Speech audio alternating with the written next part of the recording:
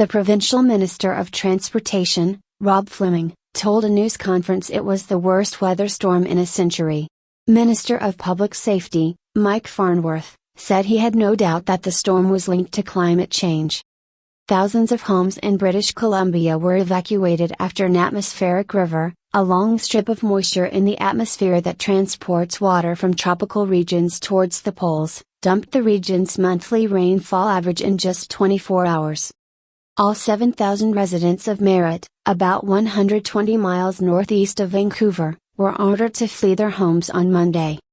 Snow fell on there on Tuesday, and cars could be seen floating in icy floodwaters in town.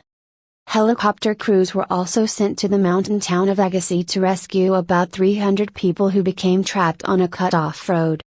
Monday's rains and winds had largely finished by Tuesday afternoon, but several communities remained stranded.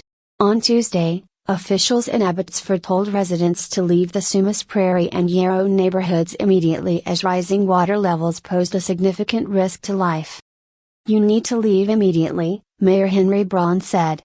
"Nothing is worth your life. Tomorrow morning may be too late."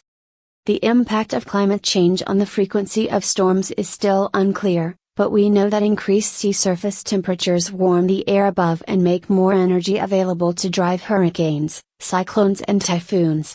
As a result, they are likely to be more intense with more extreme rainfall.